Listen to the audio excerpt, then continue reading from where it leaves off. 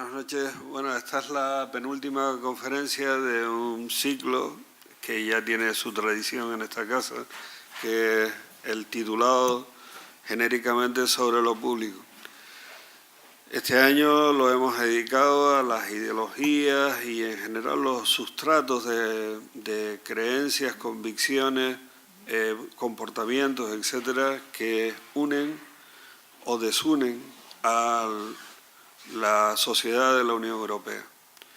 Y pensábamos que, una vez más, don Francisco Díaz de Velasco es una persona que siempre su opinión es interesante oírla sobre un tema que es el suyo, que es la historia de las religiones.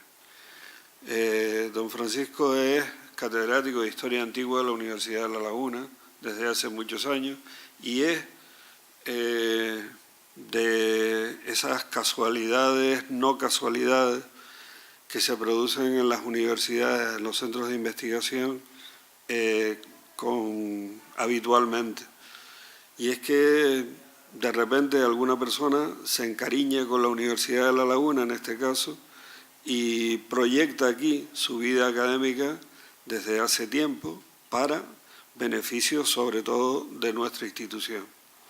Así que, entre otras cosas, le damos las gracias por esto y también por acudir siempre que se le pide una conferencia en este ciclo en el que ya ha estado en los años anteriores, pues de forma inmediata y cordialmente pues nos dice que sí y viene a dar su opinión sobre el tema de su especialidad. Así que, pues una vez más también le doy las gracias en nombre de la Real Sociedad y en nombre de aquellas personas que colaboramos en la organización de este ciclo de conferencias sobre lo público. Así que muchas gracias, don Francisco, y tiene usted la palabra. Pues muchas gracias. Lo que veo es que casi estamos en un nivel de seminario y eso es lo que me gusta a mí. Eso es como me gusta. Entonces, si les parece, yo voy a ir hablando, pero si tienen cualquier cuña que meter y cualquier discusión que plantear, la podemos hacer en el momento que lo vean pertinente. Lo que les he planteado es, bueno, las palabras estas de aconfesionalidad, etc. Claro, siempre pensando en el tema nuestro, en el tema español. O por lo menos por ahí es por donde lo voy a dirigir. Lo que les voy a plantear más bien son dos ejemplos, si nos da tiempo a terminar el segundo. Paco, por favor, sí. Ponte cerquita del micrófono para que... para grabar. Porque se está grabando. Vale. Pues lo que les quería plantear son dos ejemplos, si nos da tiempo a terminarlos.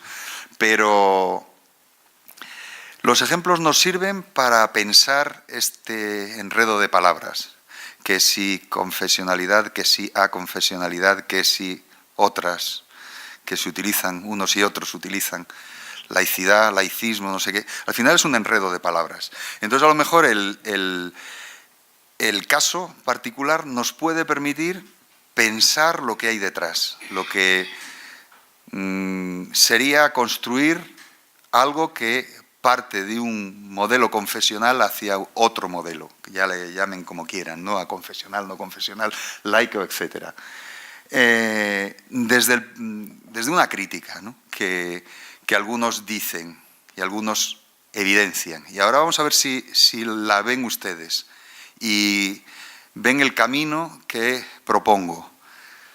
Bueno, en realidad no es una proposición como tal, ya lo verán, sino el camino para pensar. Algunos dicen que vivimos en una España que plantea una criptoconfesionalidad. No es una confesionalidad como tal, puesto que la Constitución es evidente que no lo plantea como un elemento clave en el campo político, pero que hay una criptoconfesionalidad. Es decir, que no se ha configurado de un modo pleno el paso a un modelo de aconfesionalidad desde la posición de confesionalidad. Ese sería el punto de vista, ¿no? ¿Cómo pensarlo? Pues les he propuesto dos elementos, pero, ya les digo, me gustaría potenciar la discusión. Y si en cualquier punto de la exposición tienen ustedes una idea que plantear o un punto de vista que desarrollar, me lo dicen. ¿Qué vamos a intentar? Centrarnos en el tema de la renta, que es un tema menos abierto desde el punto de vista de como lo vamos a exponer aquí. Y luego el tema de cómo podrían plantearse los espacios que podríamos llamar de culto o multiconfesionales. Esos serían los dos elementos que les voy a plantear para la reflexión. La renta. No es hablar si el 0,7 sí, el 0,7 no. No. Será, porque claro, dense cuenta cómo se titula, el reto de la diversidad religiosa. El verdadero reto, desde mi punto de vista, a la hora de pensar todo esto, es el que plantea la diversidad religiosa, no el que haya catolicismo frente a puntos de vista no religiosos, sino el camino por el cual la diversidad religiosa puede hallar un acomodo adecuado. Y en el tema de la renta es uno de los que, bueno, pues se le ha estado dando vueltas. No es un asunto nuevo. En 1978 ya se planteó por primera vez. O sea que estamos largamente. Primero en las reuniones previas a la redacción de la Constitución, que fue justamente Eduardo de Zulueta, que era el entonces director, ya se llamaba Dirección General de Asuntos Eclesiásticos todavía en ese entonces, y Eduardo de Zulueta hizo una serie de reuniones con líderes religiosos españoles. Y yo he hablado con algunos de los que estuvieron, por ejemplo, el que estuvo en representación del budismo en España. Y ya ahí se estaba hablando, antes de la propia Constitución, estamos hablando de, si no me equivoco, febrero del 78, ya se estaba hablando de una financiación de las minorías religiosas, porque claro, rechinaba enormemente que se mantuviera una financiación para la Iglesia Católica y no se hiciese una opción para otros grupos religiosos que en ese momento estaban aflorando, en cierto modo, ¿no? Entonces, como ven, ya la tenemos en ese momento. Se iba a asegurar una financiación para la Iglesia Católica, que era sencillamente mantener en alguna medida la que se tenía, pero qué hacer con un nuevo mundo que era el mundo de la diversidad religiosa, que con la Constitución tenía un acomodo, porque ya no estábamos ante un Estado, digamos que confesional. Bueno, en 2007 hay un momento, y ya les pongo hasta... Esto es El País, mayo de 2007. Justicia quiere incluir a otras religiones en la casilla del IRPF. O sea, en 2007 volvió. ¿Por qué volvió? Pues porque empezó se reconoció el notorio arraigo a una serie de grupos religiosos en España, que empezaron siendo los mormones, luego los testigos de Jehová, luego los budistas, y los budistas estaba justo en ese momento planteándose el reconocimiento. Y claro, ya había otros 3 grupos que tenían el notorio arraigo y a su vez en el 92 habían tenido acuerdos de cooperación que eran evangélicos, judíos y musulmanes. No se había desarrollado nada en relación con este tema de la renta y entonces se intentó replantear. Y 2017, aquí tenemos al anterior, esa dirección general que se mezcló Cooperación Jurídica Internacional y Relaciones con las Confesiones. Este era su director general, que plantea extender la casilla de la Iglesia del IRPF a otras 7 religiones. Esto es Europa Press, es un poco la noticia es un poco extraña, está planteada de un modo extraño, pero estaban dándole vueltas a la posibilidad de algo parecido a esto. Esto es lo que se hace en Italia. En Italia tenemos, en ese caso, en Italia es el 8 por 1000, es decir, el 0,8%, y cabe la posibilidad de que firmes en alguna de estas casillas. En España no hemos tenido eso. Dense cuenta que puedes dejarlo al Estado o Iglesia Católica o toda una serie de grupos. Curiosamente, en España esto no podría plantearse de esa manera porque en Italia el Estado se relacionó con cada uno de los grupos independientemente, no como se hizo en España, obligándoles a unirse en una federación. Por ejemplo, lo que tienen ustedes ahí, que son los adventistas, las asambleas de Dios, los valdenses, los luteranos, todos esos, bueno, y alguna más, los bautistas, todos esos en España, al hacer los acuerdos del 92, se les obligó a converger en lo que se llamó FEREDE, la Federación de Entidades Religiosas Evangélicas de España. Que eso es una forma... Podemos discutirlo, pero a mí me da la impresión de que es una forma de confesionalismo. El que el Ministerio de Justicia actúe sobre el campo religioso con la finalidad de aglutinar a toda una serie de miembros. Algunos de ellos no están aglutinados en ningún sitio. Los adventistas con los demás evangélicos no se aglutinan en ninguna parte. De hecho, los adventistas no son tenidos por evangélicos en muchos países, sino tenidos por iglesias cristianas independientes. Entonces, aquí actúa el Estado italiano pactando con unos y con otros, con un asunto un poco interesante, ¿no? No sé si se fijan que ahí falta alguien, ¿no? Que en España no faltaría, que son los musulmanes. Los musulmanes no están ahí, porque no han pactado, no han llegado al pacto. En cambio está la Unión Budista Italiana, la Unión Hinduista Italiana, en fin, está abierto no solo bueno, la hebraica también, es decir, los judíos, está abierto a toda una serie de opciones. Tú firmas ahí y tu 0,8% va a donde has firmado. Si no firmas, se lo reparten a partes equivalentes a los porcentajes del resto, ¿no? Ese es el procedimiento italiano. Bueno, pues, ¿qué compulsión hay en el caso español? Pues la compulsión directa a la equiparación con lo católico. Pero, ¿qué es lo que ocurre? Que el Estado español, y por eso les digo que es una especie también de criptoconfesionalismo a la hora de pensar el campo religioso, lo que hacen es pensarlo como se piensa el campo católico. Es decir, que hay una jerarquía determinada que tiene la capacidad de organizar, por ejemplo, la percepción del impuesto. En el caso de que se hiciera. Eso es muy difícil hacerlo, por ejemplo, con los ortodoxos. Los ortodoxos, que en Italia ya han visto que lo tienen, los ortodoxos están muy divididos. Entonces, ¿qué se puede hacer? ¿Cómo encontrar una cabeza? No la hay.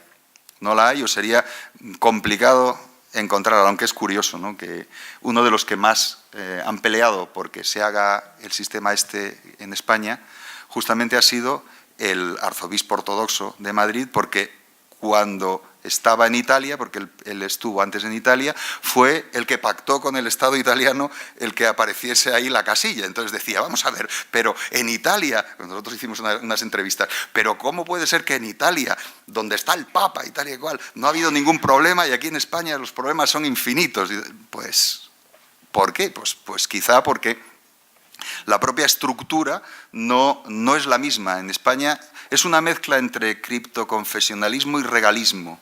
Es decir, por parte del Ministerio de Justicia quiere ordenar el campo religioso. En cambio, los italianos sencillamente lo que hacen es trabajar sobre el campo religioso ya sin obligarles a juntarse unos con otros, etcétera, ¿no?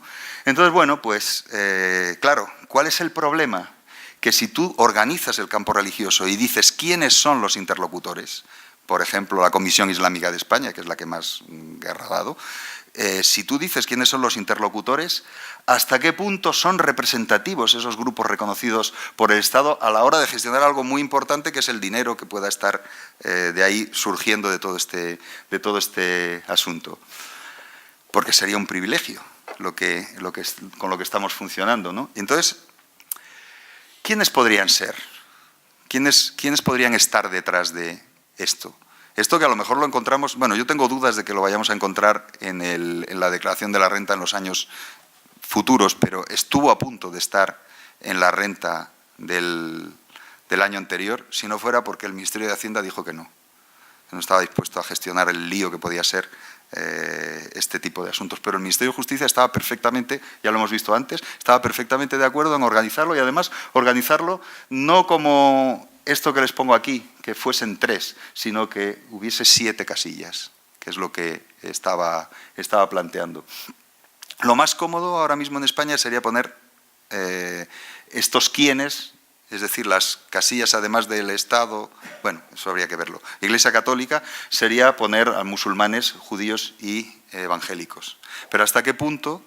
Por ejemplo, la Federación Judía, la Federación de Comunidades Judías de España, que es una federación ortodoxa, ¿hasta qué punto representaría a los judíos liberales? No. Entonces habría un serio problema a la hora de gestionar ese dinero, puesto que, como se ha pactado con un grupo determinado, que era el mayoritario, por supuesto, en ese entonces, pues, y se ha pactado de una manera que se reconoce por parte del Estado esa federación, y esa federación está perfectamente dirigida hacia una interpretación del judaísmo de carácter ortodoxo o conservador, pues ¿qué se podría hacer con los judíos liberales? Bueno, Ferede es, desde mi punto de vista, el mayor lío, porque en Ferede se actuó de una manera un poco particular al obligar a juntarse tanta gente. Incluso terminaron incluyendo 2 iglesias ortodoxas dentro de Ferede, que siguen estando. Hay 2 iglesias ortodoxas dentro de Ferede, que son las que tienen ustedes ahí. La Iglesia Ortodoxa Española, que se llama así, pero está en Cataluña principalmente, y luego esa que se llamó Parroquia Ortodoxa Griega de Madrid de los santos Andrés y Demetrio, es decir, la comunidad ortodoxa griega de Madrid y su provincia, es decir, una parroquia que a lo largo del tiempo se ha convertido en un arzobispado. Entonces, claro, en la Federación Evangélica que esté incluido un arzobispado ortodoxo es un verdadero lío, ¿no? Y un verdadero lío y un verdadero quebradero de cabeza, en el caso de que empezase a plantearse esto que les digo, 3 opciones. No les digo 7. 7 sería lo más fácil, que es lo que defendía el Ministerio de Justicia. Es todas las que se han hecho acuerdos de cooperación o se les ha reconocido el notorio arraigo. Es decir, las que hemos visto hasta ahora, más mormones, testigos de Jehová, budistas y ortodoxos. Con lo cual nos encontramos con los ortodoxos que estarían en 2 casillas. Una casilla que sería la de Ferede y otra casilla que sería la ortodoxa. Entonces tendrían que hacer ahí algo que es difícil de plantear. Pero representan a todos, por ejemplo, el caso budista. La Federación de Comunidades Budistas de España, que es la que ha firmado con la que consiguió el notorio arraigo, incluye una serie de grupos, pero otra serie de grupos no están incluidos ahí. Aquí les pongo algunos de ellos. Esos grupos que no están incluidos en la Federación Budista, ¿hasta qué punto recibirían la parte adecuada y correspondiente de ese 0,7%? ¿Y cómo se gestionaría eso? No sé si se dan cuenta el lío que puede llegar a plantearse algo así. ¿Y el resto? Pues los hinduistas, por ejemplo, dicen que son una religión con una antigüedad enorme, que en España, visto desde Canarias lo vemos más claro, pero en España son un número importante. Ellos dicen que equivalen a los mormones en número, pero claro, estos no aparecen aquí. ¿Por qué? Porque no tienen reconocido el notorio arraigo. Y desde que cambió la ley en 2015 de notorio arraigo es muy difícil que haya un reconocimiento del notorio arraigo a los hinduistas. Entonces, la Federación Hindú de España defiende la apuesta por alcanzar el notorio arraigo y por conseguir esto, que además multiplicaría si ocurriese algo así, es decir, si en nuestra declaración de la renta apareciese una página con todas estas opciones, el que no estuviese el hinduismo sería un cierto problema general para todo este sistema. Entonces, y hay otros que también andan detrás de todo este asunto. ¿Cómo pensar la diversidad religiosa? ¿Cómo casi podríamos decir digerir la diversidad religiosa en un asunto como este, que no sé si se dan cuenta que complejiza mucho más lo que era el 07 sí, 07 no, porque es el 07 sí, 07 no ahora es un problema desde el punto de vista de la adecuada adaptación a la diversidad religiosa de un país como es el nuestro, o si quieren llamarlo pluralismo religioso. Han intentado resolverlo de una manera indirecta, que es por medio de la Fundación Pluralismo y Convivencia, que financia a ciertos proyectos de ciertos grupos, pero solamente son los que tienen acuerdo, los confesiones minoritarias con acuerdo, es decir, judíos, evangélicos y musulmanes. Entonces, claro, no sé si ven el cierto lío que hay aquí. ¿Es un criptoconfesionalismo lo que tenemos? ¿Y cómo resolverlo? Bueno, pues, si les parece, vemos el otro tema, porque están muy conectados a ver cómo lo podemos resolver. Que es muy parecido a este en la base. Partimos de un momento en el cual hay capillas católicas, porque era el modelo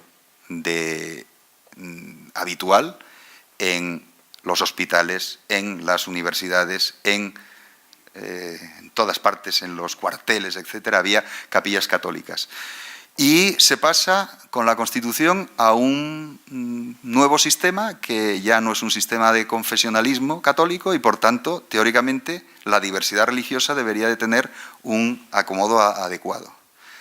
En el caso las cosas sí han generado más debate. Así como el tema de la multiplicación futura de las casillas de la declaración de la renta, eso no parece que le interese a poca gente y ha salido poco. Y en la prensa, cuando ha salido, no ha generado una polémica como tal. La polémica estaba en el 07 sí o no, como les decía antes, pero no en que se multiplicasen las casillas. Pues esto de aquí sí, es decir, el qué se hace con las capillas católicas. ¿Qué se hace? Y si les parece, pues empezamos con la universidad, que tiene una serie de capillas. Aquí les pongo, esta es la de la Complutense, no la que ha generado mayores problemas, pero una de las que, fíjense cómo es el espacio y el espacio interior, tiene unos ciertos valores. No es un aula pelada como hay en muchas otras facultades de la Complutense, un aula utilizada como capilla, pero que no tiene el cierto valor patrimonial que aquí sí que lo encontramos, ¿no? Hay estas capillas y no hay para otras opciones religiosas. Otras universidades lo que han hecho es que las capillas católicas han caído en desuso. Otras universidades, por ejemplo, si no me equivoco, la Universidad Carlos III ha optado por hacer un espacio multiconfesional de uso compartido. De paso, también les he puesto nuestra universidad, la Universidad de La Laguna, que ha tenido vaivenes interesantes. Por ejemplo, en 1992 era una sala de exposiciones, se llamaba la Sala Capilla. Yo ahí organicé una exposición de religión griega que se llamaba la Ciudad de las Imágenes. Luego, de repente, volvió a emplearse en el culto católico. En algunos casos, les traigo las fotos, para que no digan que me lo invento. En la puerta ponía lo de la misa, pero también reunión de comunión y liberación, que se hacía en ese espacio, las reuniones semanales del grupo de comunión y liberación. Entonces, y luego nos encontramos que de nuevas, ahora, justamente, esto es de 2017, vuelve a ser un espacio en que se incluyen exposiciones, y la exposición de los 225 años se hizo en este espacio, lo que era la capilla. ¿Qué estamos acostumbrados? Pues en los hospitales públicos a que haya culto católico.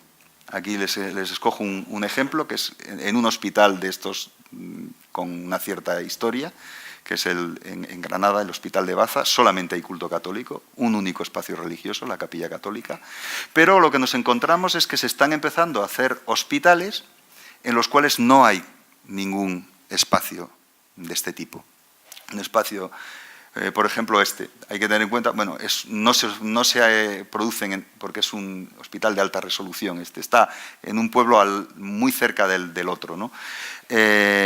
No se producen hospitalizaciones largas, pero sí se producen defunciones. Es decir, que sí que nosotros hicimos unas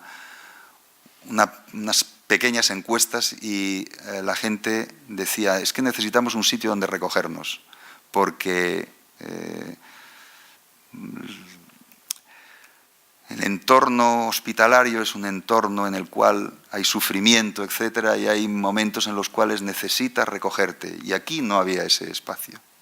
Y en el otro solo había el espacio católico, con lo cual la gente que no era católica se encontraba con una cierta incomodidad, ¿no?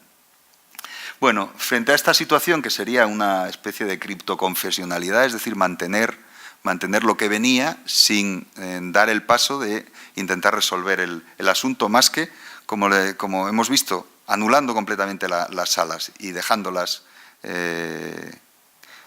hospitales sin ningún lugar de este tipo. Tiene bar, pero no tiene un sitio donde recogerse, ¿no? ¿Qué nos encontramos? Bueno, en el caso español, además del libre libre ejercicio y el no establecimiento de religión, la Constitución tiene un elemento de más, que es la cooperación. Plantea la cooperación con la Iglesia Católica y las demás confesiones. Entonces, dentro de la cooperación se evidencia que el Estado tiene que velar porque la libertad religiosa esté adecuadamente amparada. ¿En qué casos?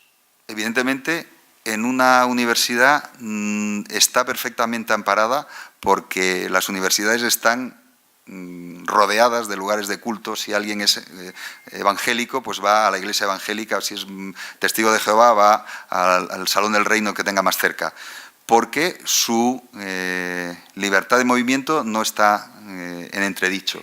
Pero claro, sí que hay un peligro. La libertad de la práctica religiosa sí está en peligro en el caso de que pues la libertad individual de las personas esté mermada porque estén en la cárcel o estén en centros de menores recluidos, en instituciones de ese tipo, ¿no? Ahí el Estado tendría que velar porque quienes quieran ejercer su derecho a la libertad religiosa lo puedan ejercer. Claro, ¿hasta qué punto eso realmente se hace así? ¿Hasta qué punto hay lugares en los cuales se pueda desarrollar adecuadamente? Bueno, lo dejo abierto y, si les parece, vamos a ejemplos, que siempre los ejemplos entran mejor por los ojos. Vamos a utilizar como ejemplo los aeropuertos.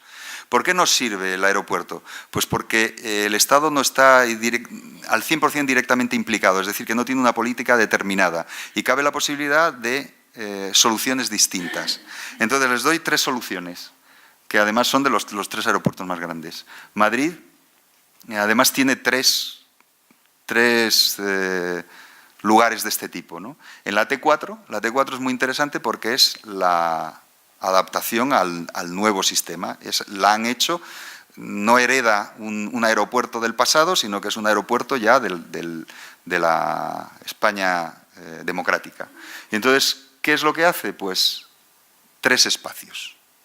3 espacios. La Capilla Católica, que aquí la ven.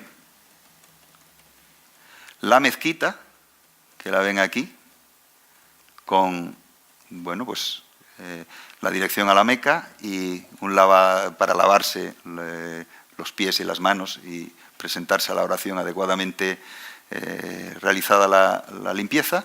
Y luego el oratorio multiconfesional. O sea que tenemos Iglesia Católica, mezquita y el resto. O sea que han optado por 3 espacios. En Barajas, T4. T1. ¿Qué han hecho en Barajas T1? Bueno, los nombres son un poco raros porque pone oratorio y el símbolo de las distintas opciones religiosas, pero cuando llegas arriba el mismo símbolo pone capilla. O sea que ahí hay ahí hay algo raro. O sea, que había una capilla y luego han adaptado la T1 para que haya algo más, ¿no? La capilla es esta, que es muy espaciosa y muy vistosa, ¿no? Luego tienen la mezquita, que vean cómo es, muy pequeña, pero no está mal. Pero lo que es tremendo es el espacio multiconfesional que está al lado de la mezquita y enfrente de la capilla.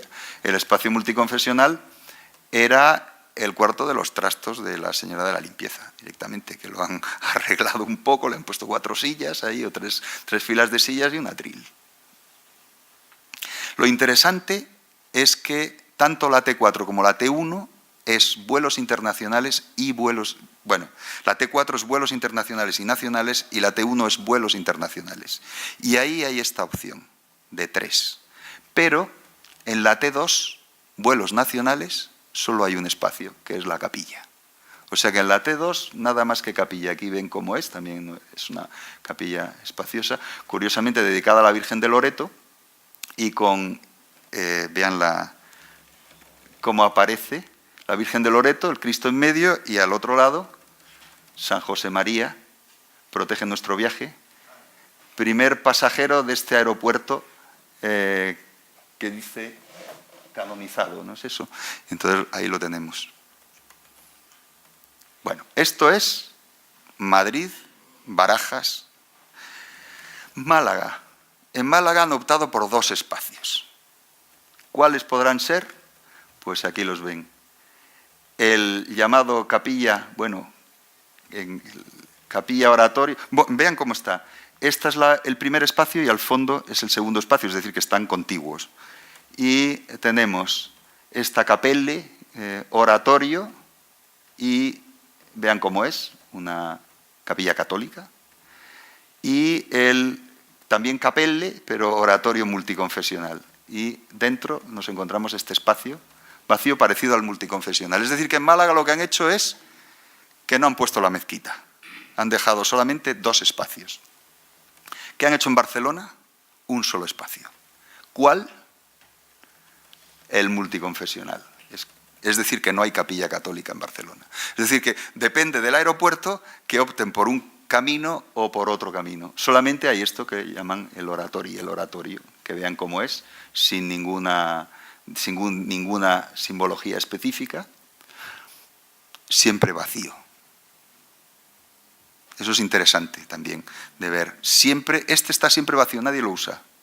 En cambio, en Barajas es raro el momento en que no encuentres a alguien en la capilla católica y es raro el que no encuentres a alguien metido en la mezquita.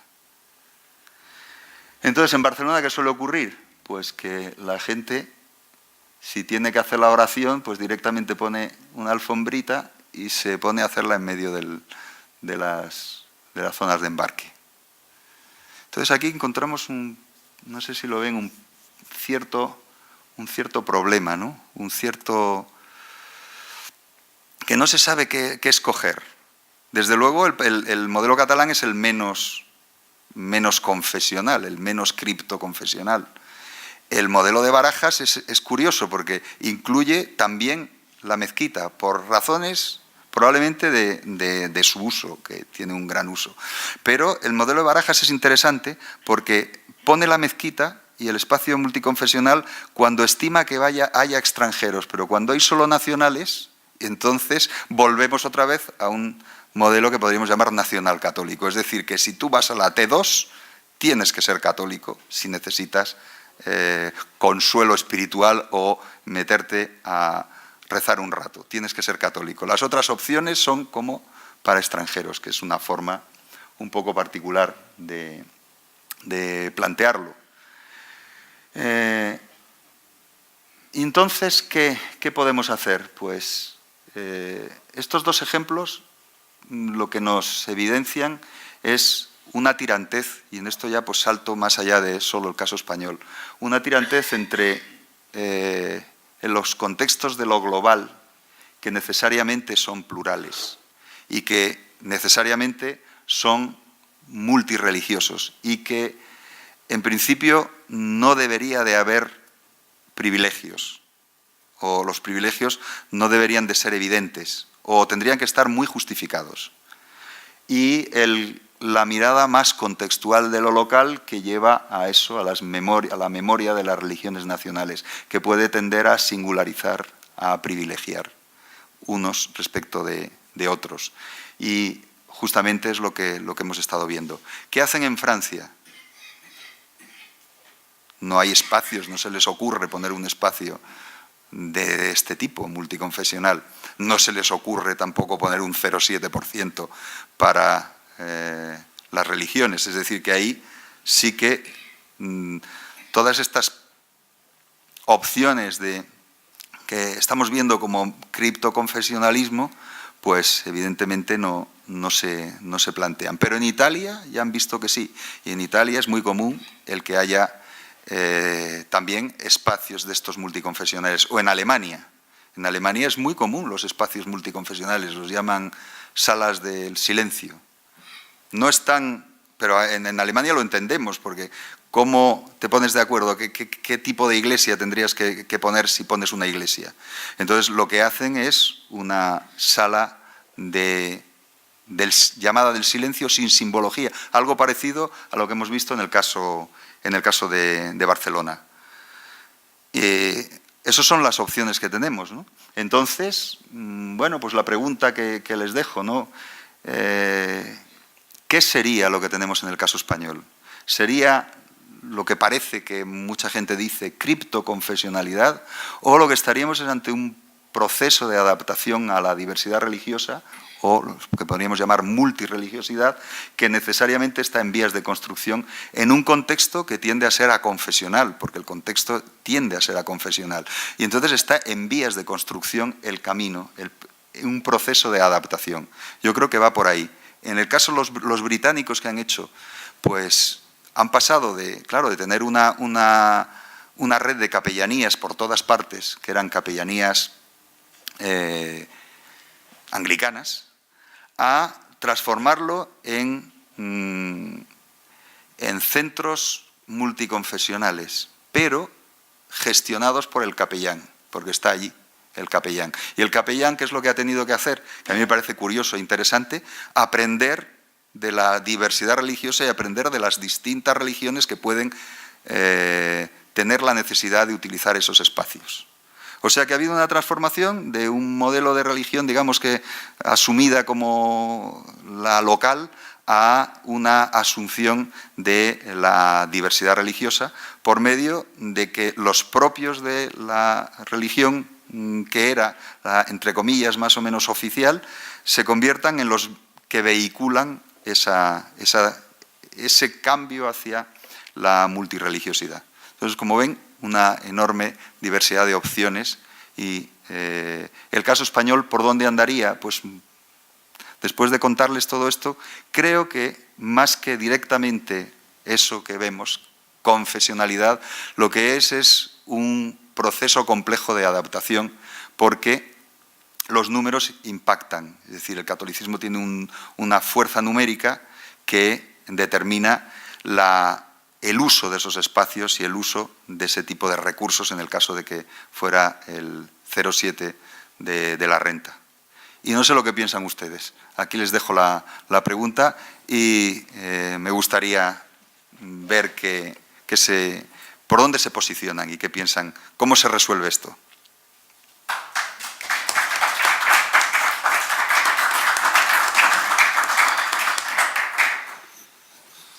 Bueno, pues don Manuel Álvarez de la Rosa. Yo la verdad que no sé cómo se resuelve, pero ha planteado muy bien a través de estos dos ejemplos el mecanismo de la salida de la religión. El 0,7, si la discusión empezara diciendo no es un 0,7, es el 100, que es del Estado, más el 0,7 que pones tú porque eres amigo de la religión. Como en Alemania. Como en Alemania, eso es. Pones tú el 0,7. Ya ha empezado la discusión a ser de otra manera. O sea, a ti el ser adventista al séptimo día te cuesta 107, ¿no? O 100 más 0,7, ¿no? Ese sería un camino. El tema de los espacios públicos, claro, la diferencia con el gran problema que tiene Francia, con la mezquitas y con el mundo musulmán, pero claro, Francia lleva practicando el laicismo, como lo quiera llamar, desde 1905, la famosa más de 100 discurso de años. Aristide Briand, ¿no? Una cosa absolutamente extraordinaria, ¿no? Y que era hombre respetuoso, incluso de la consideración de la religión como una actividad privada del propio general de Gaulle, que era hombre católico, apostólico y romano. No se le hizo nunca una foto dentro de la iglesia, él no lo quería, ¿no? Decía que no, que él era presidente de la República, de una república aconfesional, ¿no? Pues el camino de este país, pues eso, lo que acabas de decir, es complicado y está lleno de dificultades, pero a lo mejor quizás sea poniendo las cosas claras, ¿no? Es decir, yo dejo un espacio limpio en los aeropuertos, limpio, por completo. Ponga usted la alfombra, la cruz o el candelabro en los 7 brazos, haga lo que quiera. Bueno, eso es. Y bueno, hay varias ideas que has planteado que dan en el clavo, ¿no? El espacio limpio, ¿cómo sería?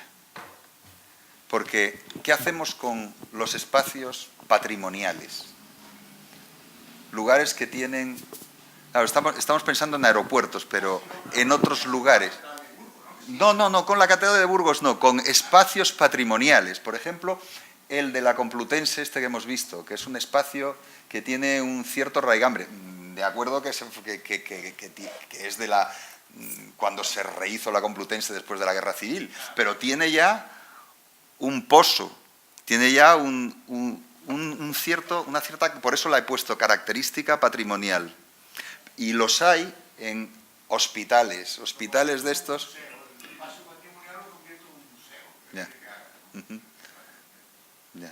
Sí, yo comprendo que eso son dificultades, pero no son de las peores. No. Bueno, pero están ahí. Lo otro, ¿qué hacer con los espacios multiconfesionales? Bueno, pues nosotros hicimos una propuesta que fue una guía de implementación para el Ministerio de Justicia de implementación de espacios multiconfesionales. Y llegamos puede llegar al absurdo el llevarlo hasta decir ¿cuántos espacios? ¿Uno solo o dos? Nosotros terminamos optando por 2 espacios. Uno, pero no basándonos en características religiosas cuanto en cómo se plantea la práctica del culto. Entonces optamos por 2 espacios. Un espacio para quienes se sientan y un espacio para quienes se tiran al suelo. Entonces, entre medias, una sala, un pequeño almacén en el cual colocas los objetos que necesites para ciertas ceremonias, porque hemos de dar cuenta de una cosa, que si tú haces un espacio multiconfesional al modelo del Prat, por ejemplo, eso no sirve para una de las facetas de la acción religiosa que es el culto. ¿Y si no haces ninguno? Si no haces ningún espacio, no. Obligación del Estado. No. En este caso no es el Estado. No es el Estado porque es AENA. Sí, claro. Claro. Bueno, AENA tiene una historia pública, ¿no? Claro. Una historia de derecho público. Sí, por supuesto. Claro, pero es AENA, por eso cabe la posibilidad de que actúe de una manera o de otra, ¿no? Y en un sitio haga una cosa y en otro sitio haga otra.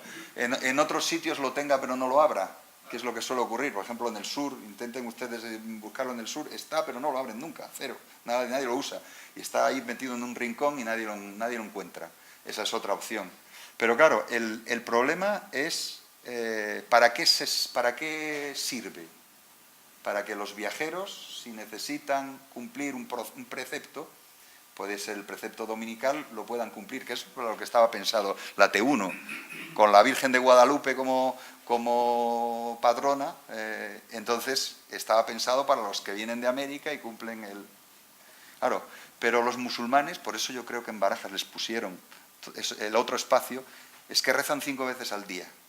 Entonces... Si vuelves hacia atrás, hacia la realidad del aeropuerto como un espacio de derecho público, digamos, Sí. no hay ninguna obligación del Estado de entrar en lo que usted Sí. piensa, cree. Eso lo hay en muchos lugares en el que no se hace, sí. Bueno, y en sitios donde hay aeropuertos privados, que tampoco tienen. Sí, pero puede haber aeropuertos privados que sí que lo incluyen.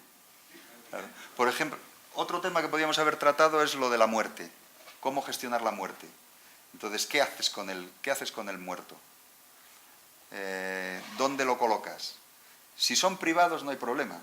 Fíjense hasta dónde han llegado, que han pactado con los budistas, que son los más raros en esto de la muerte.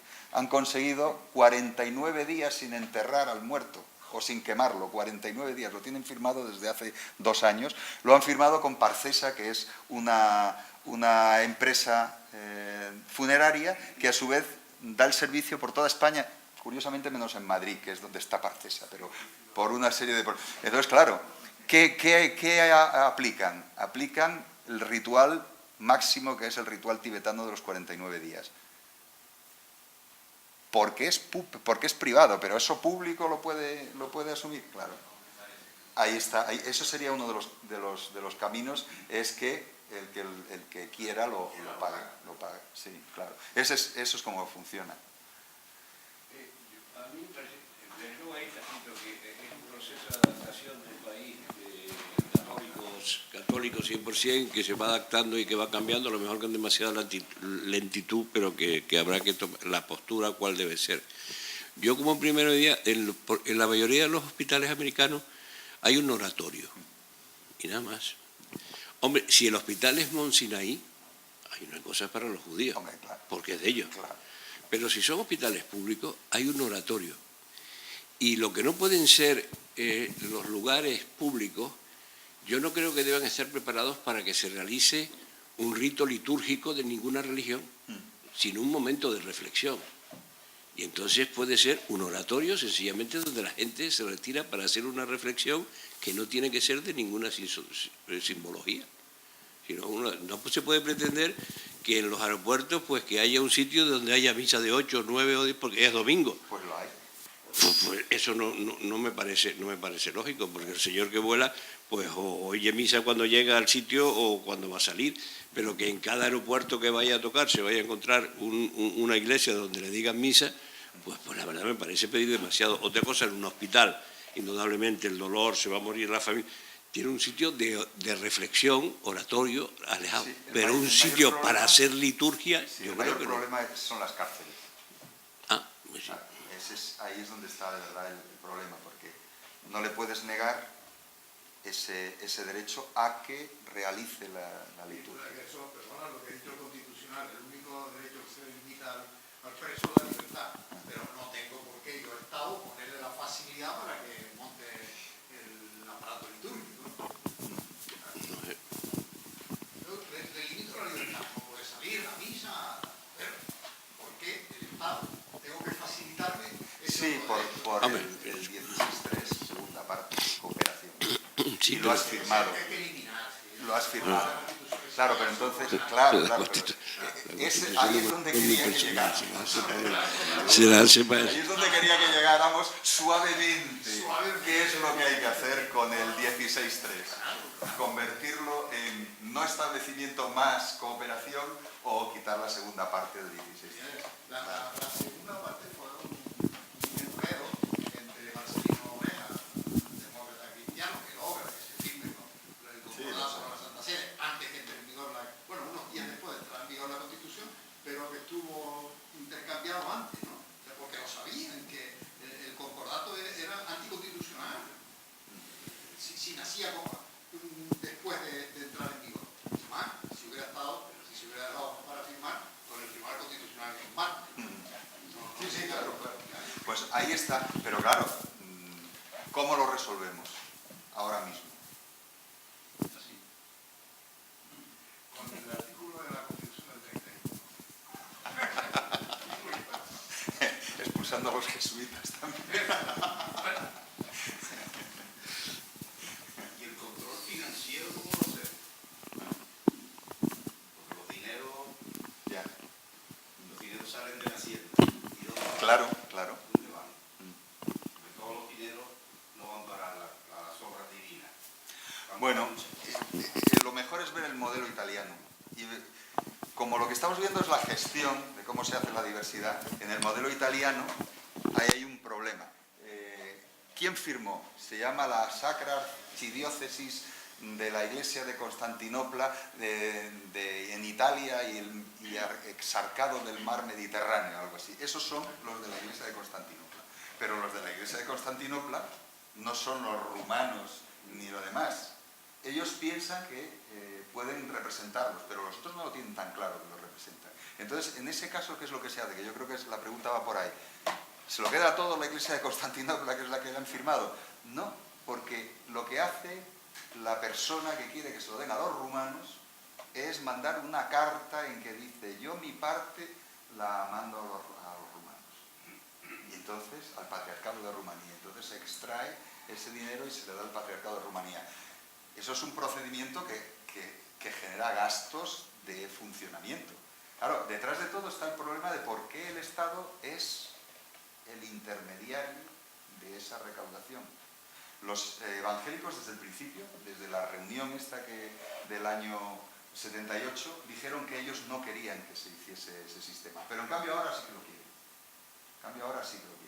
Los judíos plantearon desde siempre que no lo querían, porque entre otras cosas decían que había la posibilidad de conectar datos fiscales con datos personales, y entonces determinar quiénes son judíos y que podría caber la posibilidad de que hubiese persecución contra ellos. Pero claro, desde el momento en que lo han firmado en Italia, pues el judío de Italia no va a ser distinto al judío del resto del mundo. Entonces, claro, si en Italia les parece bien, en la gestión de datos personales, que podría ser eso, pensando en el Holocausto, pues no se en fin. Pero claro, el problema de todo es que utilizas al Estado como intermediario en ese asunto. Y los protestantes del principio dijeron: César lo del César y lo de Dios lo de Dios, ¿no? Ese planteamiento, que fue lo que planteaba. Paco, el caso italiano, creo que vi una casilla que hablaba algo de Unión Comunista o...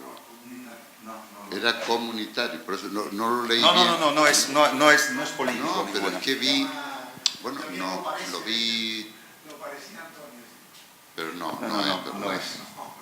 Pero si se decidiera... No, pero los alemanes sí tienen, la unión esa laica, o como le llaman. No, ¿tú crees que esto podría abrir el camino a que la gente pudiera dedicar un porcentaje de su renta?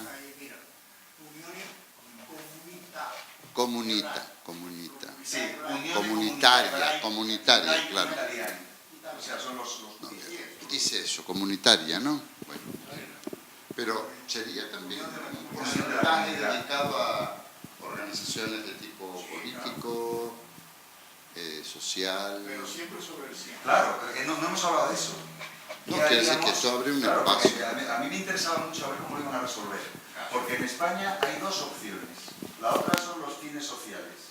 Entonces, ¿qué hacíamos con eso? ¿Cuántas firmas se podían poner en el caso español? ¿Podíais poner una religiosa y lo social también o no? ¿Verdad cómo se simplifica la discusión en cuanto estés hablando del 07 más el 100? Ya. O sea, Claro, el modelo alemán. Empieza la discusión a reducirse a extremos notables. Ya la gente dice, ¿cómo dice? Claro. Esto es una forma de financiar, o es decir, sustituir la antigua financiación Por una financiación. Por eso una financiación más moderna, ¿no? Digamos, ¿no? Bueno, que fuesen los propios fieles los que la... Sí, Pero si todavía, claro, todavía pagan capellanes en el ejército. No solo eso, sino que hay un arzobispo castrense que sigue con el sistema de presentación de obispos. Claro, Porque pero está los rangos presentado. son los generales. Sí. El Ministerio de Exteriores negocia con el Vaticano una terna como se hacía antes del 75, cuando... O sea que, casos. Y lo interesante es la inclusión también del caso catalán. Los catalanes han desarrollado desde hace muchos años en el seno de la vicepresidencia, de la presidencia, la Dirección General de Afers Religiosos, que llaman de Asuntos Religiosos, que es la única comunidad autónoma que lo ha hecho así. Claro, eso predispone la posibilidad de que de ahí salga un modelo específico. Y lo hay, porque lo que han hecho es financiar a ciertos grupos. Y han hecho una financiación que no es de esta del 07, sino... Pero eso es una regalía en estado puro. Sí. Es que en última instancia estamos con un modelo regalista. O sea, es que la idea es que es un modelo regalista. De hecho, es un modelo regalista. La inclusión de los ortodoxos en el acuerdo evangélico es regalismo puro, porque eran los párrocos de la familia de la reina, que si no, sus actos religiosos no tenían valor. Por ejemplo, las bodas no tenían valor. Entonces se incluyó en el acuerdo evangélico la iglesia griega y de paso también la iglesia ortodoxa española, porque estaba por allí, y los rumanos dijeron que aquello les parecía un espanto y no lo incluyeron. Y entonces hemos llegado a bueno, lo han solucionado en 2015, pero hasta el 2015, si te casabas por la iglesia de Constantinopla, tenía validez civil tu matrimonio, pero si te casabas por la iglesia de Rumanía no tenía validez tú y tenías que casarte por lo civil también. Entonces, claro, es unas casuísticas pues muy curiosas y muy propias de este modelo caótico, porque en realidad estamos ante un modelo bastante caótico.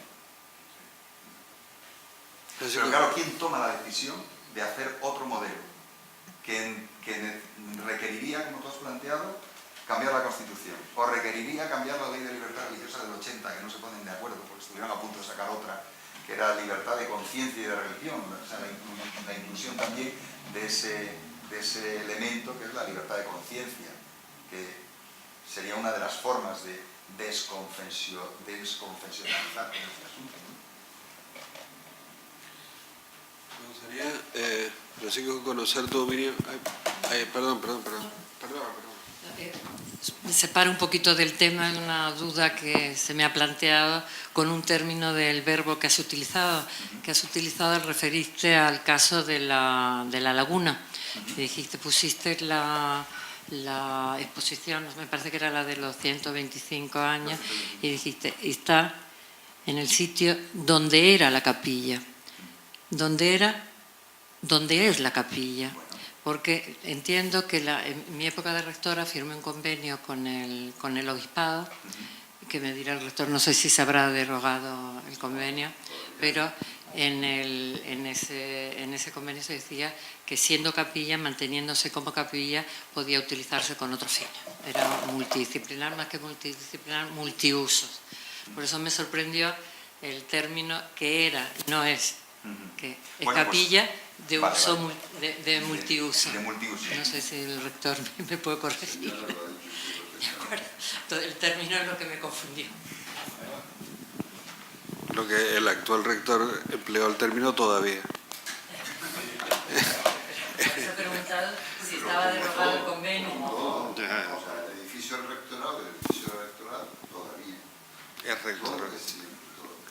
No, me gustaría saber tu opinión sobre la relación financiación pública al patrimonio cultural en manos de la Iglesia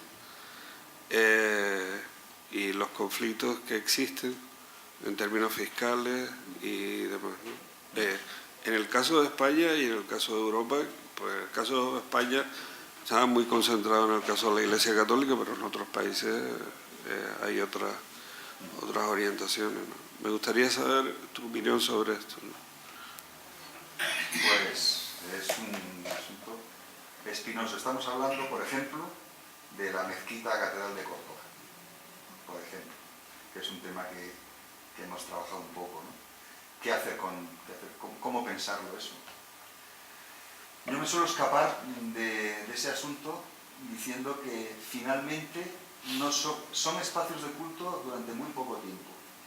Lo que son lugares de turismo. Es decir, que es la inclusión de uno más de los elementos dentro de este turismo en el que estamos viviendo, de festivalización, la inclusión del elemento religioso como uno más de los elementos del turismo. Y por tanto, la duda sería quién gestiona las rentas de ese turismo. Ahí sí que sería el planteamiento. Es decir, ¿quién gestiona las rentas? Y luego subsidiariamente, para el caso de Córdoba, qué hacer con los musulmanes que quieren usarlo. Que curiosamente no son los musulmanes de países, gente que viene de países musulmanes no tiene un interés particular en usarlo. Fue específicamente el grupo que se llamaba Junta Islámica, que era gente que estaba situada en Córdoba, pero habían empezado, eran conversos al Islam, que habían empezado en Granada, y lo llevaba particularmente quien fue estaba más comprometido fue Mansur Escudero, que murió ya hace unos años, y era el que estaba más comprometido con el uso de ese espacio para los musulmanes, para su comunidad, la comunidad, planteando que había un patrimonio musulmán ahí detrás. Pero claro, para la mayoría de los musulmanes es un patrimonio un poco complicado, porque la mezquita de Córdoba no está adecuadamente enquiblada, está mal dirigida, no está dirigida a la Meca, sino que está mal enquiblada. Entonces tendrían que rezar de una manera un poco particular, torcidos, entonces no les resulta especialmente cómodo, y además no les resulta especialmente cómodo algo tan grande, porque es enorme, claro, era en su momento detrás de la Meca, la de Medina era la mayor que había en el mundo islámico, entonces es un espacio enorme. Ese es otro de los problemas, el uso de que en los países nórdicos lo han arreglado de una manera curiosa, es que hay muchas iglesias que ya no tienen fieles. Entonces, hay una necesidad de que la población musulmana tenga lugares de culto, y entonces se lo pasan Entonces hay antiguas iglesias que se han convertido en mezquitas. En el caso español es curioso porque, como muchas de las iglesias, sobre todo de la zona del sur, han sido antiguas mezquitas, están correctamente enquibladas, es decir, el altar mayor está dirigido a la Meca, entonces sirven perfectamente, o algunas son aún más interesantes, como por ejemplo la de Santa María la Blanca de Sevilla, que sirve también para el culto judío, pero es que claro, fue primero una mezquita, luego fue una sinagoga y luego fue una iglesia, con lo cual está enquiblada adecuadamente, dirigida hacia Jerusalén, y entonces cabría la posibilidad de ese patrimonio, que ahora mismo lo hace, la Iglesia Católica lo está haciendo, por ejemplo, con los ortodoxos, los rumanos. Todas las iglesias que tienen son cesiones de la Iglesia Católica, de espacios que no usa o que comparte o que sencillamente les cede, es decir, que eso existe. ¿Vale? El paso... Rusia tiene judío, musulmán y católico. No, si es perfectamente... Sobre todo si está... Todas estas que están bien dirigidas no hay ningún problema en que se empleen. Claro, una solución pues es convertirla en museos, que es lo que se ha hecho, por ejemplo, con la Sinagoga del Tránsito en Toledo, por ejemplo, pero no se ha hecho lo mismo con Santa María la Blanca en Toledo. O sea que... ¿y qué hacer con todo eso? ¿Quién lo gestiona? ¿Quién lo arregla? Normalmente lo que pensamos es que debería de ser el Estado, pero claro, es un problema. Es un problema, claro, porque es el Estado. ¿Y quién gestiona la mezquita de la M30, que la pagó Arabia Saudí? ¿Quién la va a gestionar también el Estado español? Es que claro, el verdadero reto, que es lo que yo intentaba aquí plantear, el verdadero reto es la diversidad religiosa. No es sí o no, sino la apertura a un mundo de gran diversidad que muchas veces no se ve, no se visibiliza la diversidad religiosa. No estamos acostumbrados a ver esa cantidad. La neutralidad del Estado. Claro, esa es la clave, la neutralidad del Estado. Cómo el Estado mantiene una posición neutral. Porque esta historia de templos que pasan de griegos a romanos, de romanos a cristianos, eso es. Sí, eso es lo dice la catedral de Siracusa, es que es un templo de Apolo, que está puesto bloque, y cuando entras cuando ves la columna, por fuera no ves la columna, porque han puesto bloques, siglo XVI, XVII o XIV, lo que fuera. Pero eso es muy común en el caso español, y de hecho es lo que lleva, pasé muy rápidamente, pero por ejemplo los llamados, nosotros los llamamos neopaganos, pero ellos se denominan paganos, los paganos, es decir, los de la tuvieron una federación durante un cierto tiempo que estaba registrada en el Ministerio de Justicia, la Federación Pagana. ¿Ellos qué dicen? Que muchos de los lugares de culto, en realidad, los primeros fueron ellos. Entonces reivindican su carácter de religión de notorio arraigo y, por tanto, querrían estar... No sé si se dan cuenta que el lío que hay también en relación con la pregunta tuya, es decir, ¿qué hacer con el patrimonio? ¿Qué hacer con el patrimonio? ¿Cómo gestionar el patrimonio? Por ejemplo, la Federación Judía, uno de los caballos de batalla que han tenido es, como son ortodoxos, la gestión de los cementerios judíos. Cuando aparece un muerto judío, ¿qué hay que hacer? Entonces ellos exigen lo mismo que en el Estado de Israel, es decir, que se pare completamente. Para los arqueólogos, estoy en un departamento que antes era de arqueología, pues los arqueólogos tienen que parar la excavación y esperar, ¿qué? Esperar el juicio venidero, porque eso tiene que, sin tocarse, sí, sin tocarse. Entonces, claro, ¿qué hace el Estado ante una situación de estas? O cuando plantean situaciones de máximos, por ejemplo, la Federación, la Comisión Islámica, que dice, no, es que no se pueden tocar los enterramientos islámicos. Claro, porque empieza a dar una serie de razones de carácter teológico. Y luego resulta que en Arabia Saudí de vez en cuando meten las excavadoras y levantan todos los muertos y apisonan y vuelven a meter muertos. Y dices, vamos a ver, entonces, ¿qué pasa? ¿Que en España no se pueden tocar los muertos y en Arabia Saudí?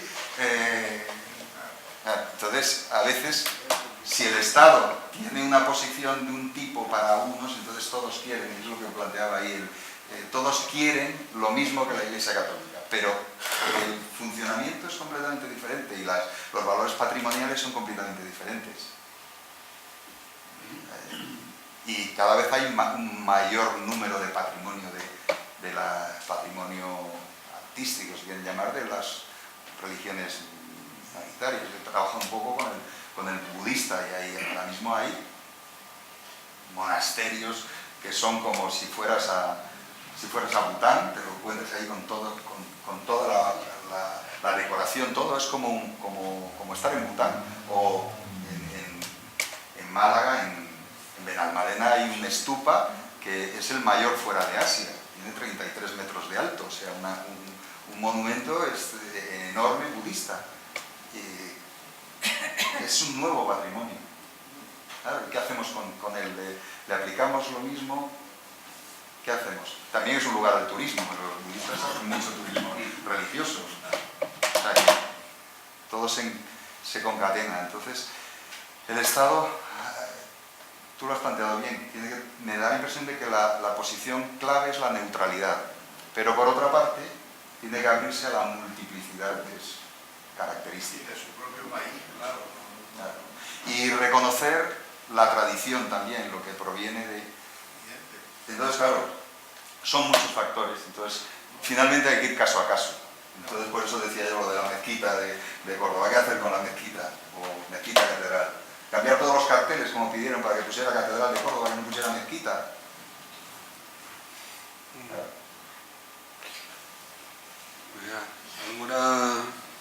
¿Alguna intervención más? Sí, yo solo había pedido la palabra porque cuando hablo de la mezquita de Córdoba y todo lo que se está planteando respecto a ese entorno, cuando has dicho que bueno, es una cosa, hay más función de turismo que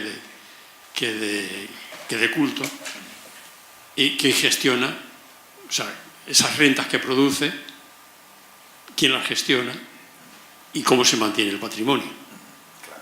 Eso es lo que entiendo. Quien gestiona la renta debe mantener el patrimonio ese. Claro.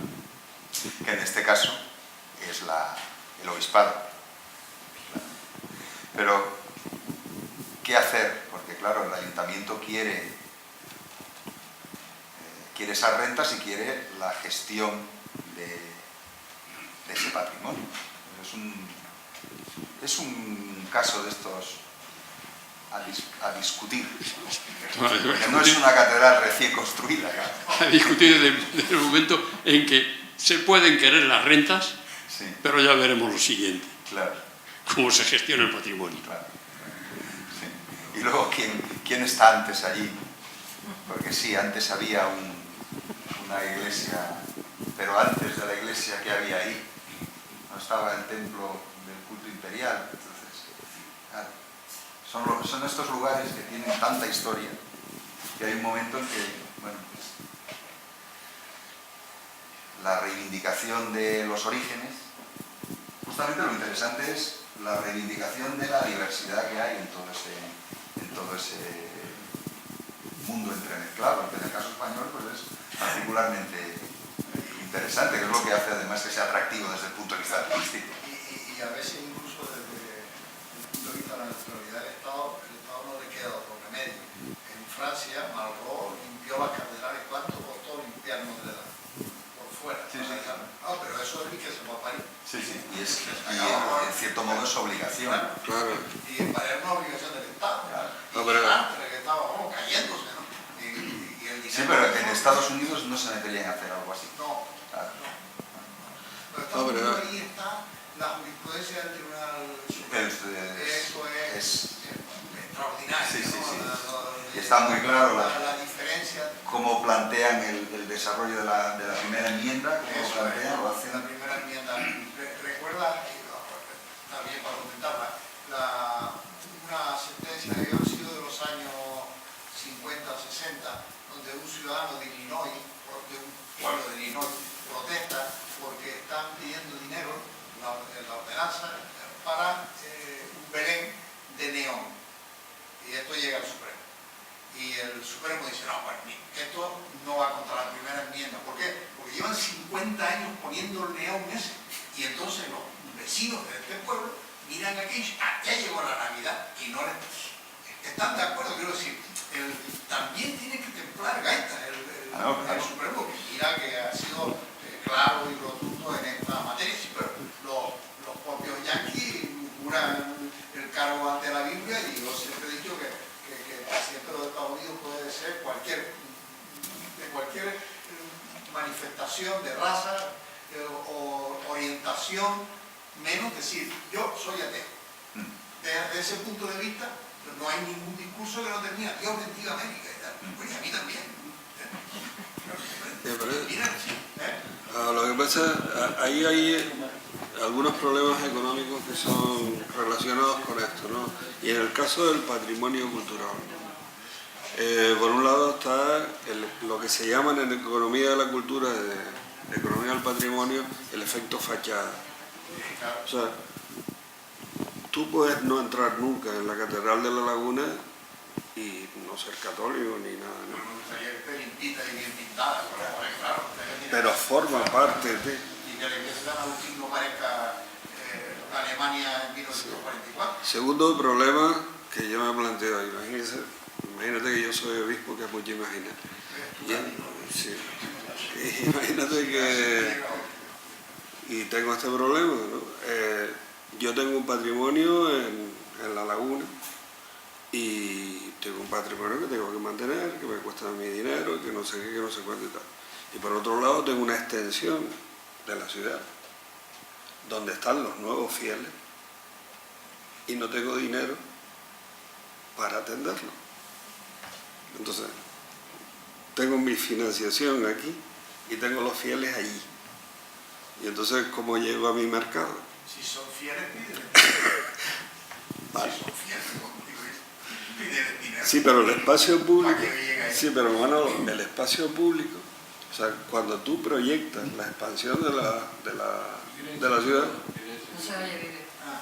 cuando tú tienes proyectado la expansión de la ciudad, tú generas espacios públicos.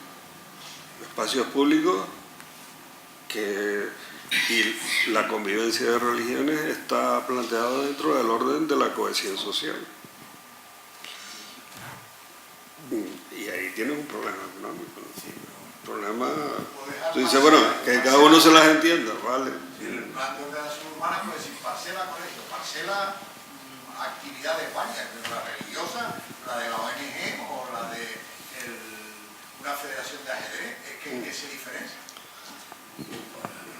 Pero hay problemas. El ajedrez se junta. Pero hay problemas con algunas. Eso desde luego, pero tiene que estar orientada a la Meca y luego que los vecinos estén dispuestos a que, claro, que ahí todo, eso está, en Cataluña está muy bien estudiado eso, todo el problema de la implantación de mezquitas y cómo se ha podido hacer muy mal. Y en muchos sitios no se hace porque tú no puedes dejar un trozo para una mezquita sin que haya una revolución en el barrio. Sí, pero puede ocurrir que sea de la Iglesia Católica en otros casos. Sí, claro, pero esos espacios sí que los suele haber. Los municipios ceden espacios. Por ejemplo, en Madrid ahora han cedido, para los ortodoxos, han cedido un espacio muy bueno, cesión de 90 años, y han hecho una iglesia rusa espectacular, que no es catedral porque no tiene obispo, el obispo está en París, pero es una iglesia espectacular. Y los rumanos tienen cedido un espacio, pero no tienen dinero para levantar la iglesia. En cambio, estos sí han tenido dinero porque han aportado, las empresas públicas rusas han aportado dinero para construir. Pero claro, eso también es el impacto internacional que hay detrás de por ejemplo, ciertas mezquitas están pagadas financiadas directamente por el dinero de Arabia Saudí o de Emiratos Árabes, lo que fuera. ¿Alguna cuestión más? ¿O damos por cerrada? Damos por cerrada. Muchas gracias.